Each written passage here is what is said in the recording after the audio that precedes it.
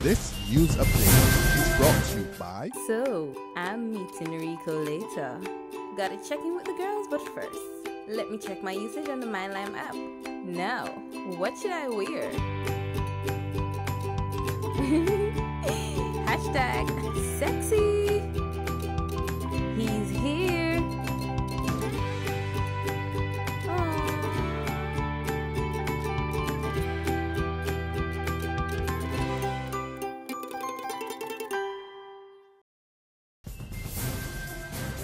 It's Monday, May the 11th, 2015, and this is your Barbados Today evening news update. I'm Emmanuel Joseph.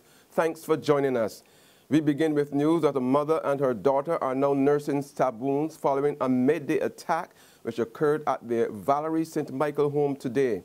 48-year-old Cheryl Springer and 23-year-old Jaleesa Springer were at home when they were reportedly attacked by a young man known to both individuals. 28-year-old Maradona Springer was at home watching football in his bedroom when he heard the screaming of his sister and his mother and rushed to their assistance. Jaleesa was taken to the Queen Elizabeth Hospital where she was undergoing emergency surgery. The mother's injuries were not thought to be life-threatening. Police are investigating. Extremely disturbing. This is how the president of the Barbados National Council of Parent Teachers Association, Sean Gibbs, has described a video that has gone viral of two female students fighting and exhibiting unruly behavior. In the almost 2-minute-long video, the two female students were engaging in a fierce fist fight that was witnessed by fellow schoolmates who were cheering on the winner and scorning the loser. At least once during the video, the voice of a male student was heard with expletives. One of the female fighters pummeled the other as she lay on the ground, protecting her face with her hands. When contacted, principal of the school, Sonja Goodrich, said both students had been suspended for a maximum of 10 days following last week's incident, which is now in the hands of the police. Environment Minister Dr. Denis Lowe is saying he has had enough of the waste haulers and movers following their protest action today over government's new tipping fee. Lowe expressed disappointment that despite agreeing to give him 90 days to review the levy, after meeting with him last Monday, the operators still went ahead and staged another protest. Meanwhile, the waste haulers group will be meeting tonight with its members to decide on the next course of action. The operators parked their trucks a stone's throw away from the minister's office in Warrens, insisting they can't dump any more waste simply because they are either unable to pay or cannot continue paying thousands of dollars upfront to dispose their waste at the privately owned Barbados Sustainable Recycling Center at Vaucluse in St. Thomas. The groups have even written to Prime Minister Francis Stewart asking him to step in and scrap the levy and save the industry from demise. Interim chairman of the waste haulers group, Anderson Sherry, today sounded a warning that their inability to work would adversely affect the vital hotel industry and the economy as a whole. Expressing the hope that the tipping fee impasse lasts only for a day or so, Executive Vice President of the Barbados Hotel and Tourism Association, Sue Springer, fears that a protracted dispute could worse result in offensive smelling hotels and contamination. I hope it doesn't go on much longer, correct? Because otherwise that would cause an issue, or hotels will look to find some other method. What? I'm not sure. But, you know, as long as it isn't protracted, then, you know, they'll cope with it. Okay, what's the worst case scenario though if it goes on? If it goes on, obviously, we end up with hotels with waste that has smell, odor, hospitals, contamination, and so on and so forth. But, you know, as I say, I suppose it's like any time anybody else doesn't get garbage collected. The operators want the government to remove the tipping fee of $25 per ton plus VAT. Cherry said today some small independent individual businesses have already started to shut down, while the larger ones are on the brink. A fresh call is being made to the Francis Stewart administration to move with urgency in articulating a clear set of growth strategies for the island. President of the Barbados Employers Confederation, Ian Goodin-Edgell, made the call today as he put forward a number of recommendations during the official launch of the organization's week of activities. His call came on the heels of the latest IMF report, which noted that while the Barbados economy had made some strides a greater effort was needed to reform the public sector and reduce the country's wage bill. The IMF said it expected the Barbados economy to grow this year by about 1%. We believe that a comprehensive employment policy framework to promote full, decent and productive employment should be pursued. Policies that promote an enabling environment for the creation and development of enterprises.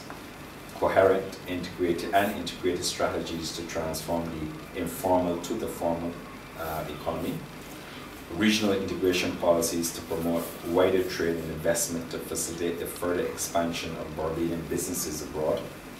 Policies aim at upgrading workers' skills in order to eliminate the gap between their skills and the needs of the labour market, with emphasis on micro, small and medium-sized enterprises. The government will soon have before it a petition with more than 19,000 signatures calling for an end to cervical cancer. Head of the Barbados-based Healthy Caribbean Coalition, Professor Sir Trevor Hassel, says the petition will also be presented to other CARICOM heads of government and health ministers. There's regional and international news after this short break. Farley Hill, Crane Beach, fried chicken at Pug's Bar. All parts of Barbadian life that some might know, but others don't. So join me, Katrina Marshall, as I go about town and across country, peeking into tucked-away districts and liming with the people who bring them to life. About town and across country, coming soon to Barbados Today, news you can trust.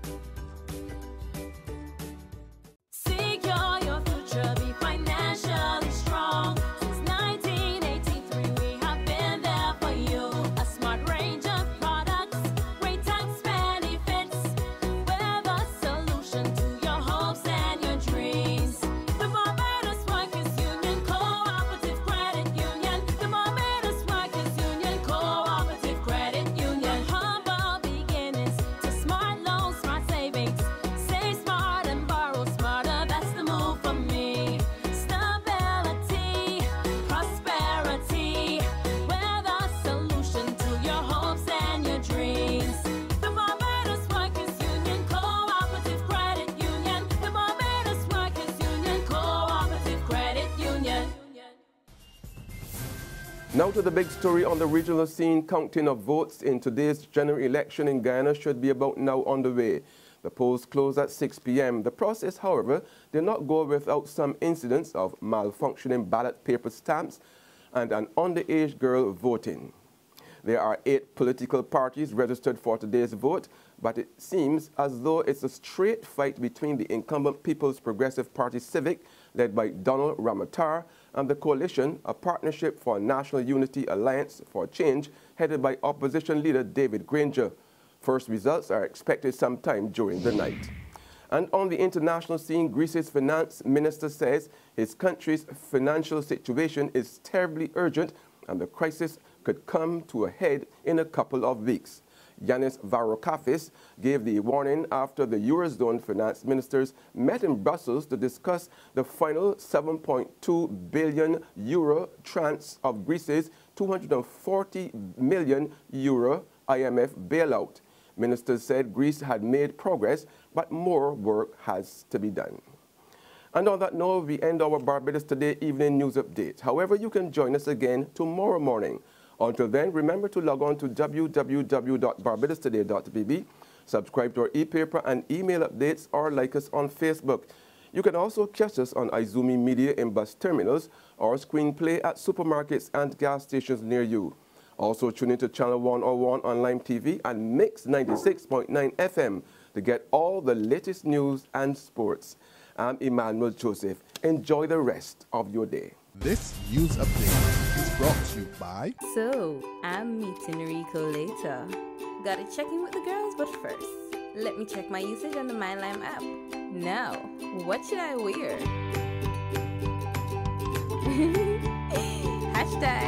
#sexy.